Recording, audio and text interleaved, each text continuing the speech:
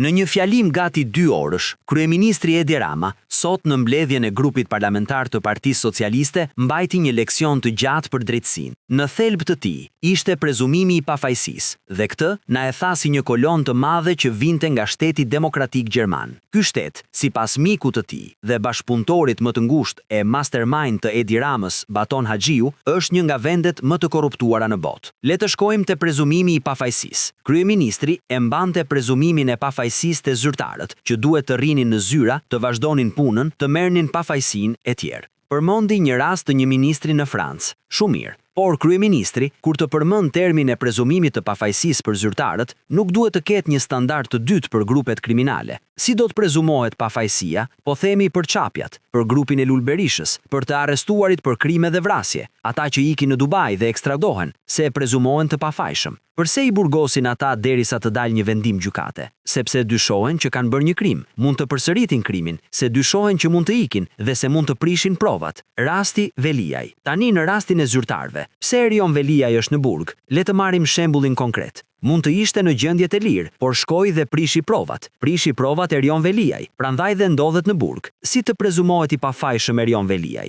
që sulmonte prokurorët dhe gjyqtarët nga burgu me telefon dhe shpikte 2 milion euro për ta nxjerrë, apo mashtron publikisht se prokurori Ols Dado i ka kërkuar leje ndërtimi për një shtesë, apo që mashtronte publikisht se prokurori ishte aktivist i PD-s, mashtrime publike të pandalshme. Nga njëra anë paguan $220.000 për lobim dhe të mashtroi Senatin e Kongresin Amerikan, nga ana tjetër s'ka para të paguaj avokaten, taksin. Si prezumohet i pafajshëm Erion Veliaj, i cili ka 13 akuza dhe një mal me dosje me fakte dhe prova, që dhe Edi Rama i di shumë mirë. Prezumimi i pafajësisë në raste të tjera, sipas Edi Ramës, janë 10 raste korrupsioni, 16 raste shpërdorimi detyre dhe pak raste të tjera për shkelje të barazisë në tendera, dhe që i përkasin mandatit të dytë qeverisës të Edi Ramës, as të tretit, as të katërtit. Shumë mirë, kur ka kaq pak raste korrupsioni, shpërdorimi detyre, përse shqetësohet kryeministri Rama? Përse sulmon prokurorin dhe spakun në mënyrë të veçantë, apo gjykatat për vendimet? Cila është arsyeja? Shumë dakord me parimin më mirë 1000 fajtor të lirë se sa një i pafajshëm në burg.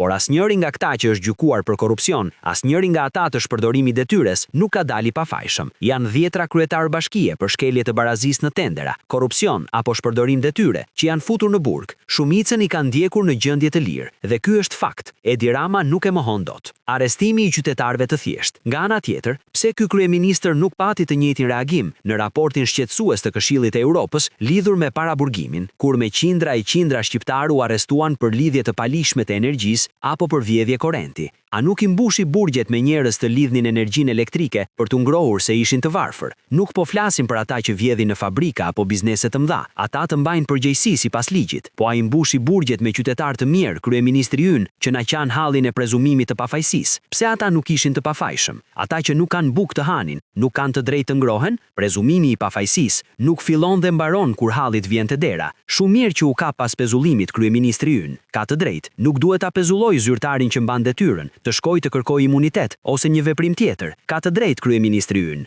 por nuk mund të na thot broçkulla kundër drejtësisë, se duhet të prezumohet pafajësia, duhet të ndiqen në gjendje të lirë zyrtarët. Kush nga këta? Jorgo Goro, Erion Veliaj, Kristian Shkreli, cili? Deputetët si Qyrbja, hajdutët si të korruptuarit e tjerë të administratës, të inceneratorëve, drejtorët hajdut të PSD-s, duhet të ndiqeshin në gjendje të lirë se prezumohen të pafajshëm. Simboli i prezumimit të pafajshëm është Erion Veliaj, i cilit më pak muaj i ra të gjithë zinxhiri komandues i bashkisë dhe ra edhe ai në burg për të 10 akuza abuzimi, vjedhjeje, korrupsioni, skandale dhe afera. Të prezumojmë të pafajshëm kë? Të gjithë le të prezumohen të pafajshëm, por nuk mund të jesh i lirë kur ti prish provat. Është njësoj siç mund ta bëjë një kriminal që arrestohet. Kur ti mund të largohesh, është njësoj siç mund të iki kriminali nga vendzgjarja. Kur ti mund të përsëritësh prapë të njëjtin vjedhje, korrupsion apo skandal, është e njëjta gjë siç ndodh me kriminalët kur vrasin. Ndaj dhe me prezumimin e pafajësisë, kryeministri ynë ngatrohet me këmbët e veta, sepse zyrtarët e tij që janë në burg nuk kanë ndonjë mas sigurie, se s'mund të jetë me 2 standarde. Kriminalët, siç e theksuam edhe më lart, futen në burg që të mos përsëritin të njëjtin krim. Zyrtarët futen në burg pikërisht për të mos përsëritur të njëjtin krim. Ke zyrtarë që janë qenë në detyrë dhe kanë vazhduar të përsërisin të njëjtat vepra penale, apo janë larguar fare nga Shqipëria, janë shmangur drejtësisë, apo kanë prishur provat. Rastet dhe faktet janë me vjetra, dhe fajin s'ka spaku, as prezumimi i pafajësisë. Fajin e kanë ata që bëjnë vepra penale, edhe me qënë se sipas Ramës, nja 30 raste janë korupcion dhe shpërdorim detyre, dhe kjo në një mandat të tij të dytë, Shqipëria s'ka korupcion. Jemi vendi që ndriçojmë Europën. Fanar ndriçues në botë, thoshte dikur diktatori Hoxha.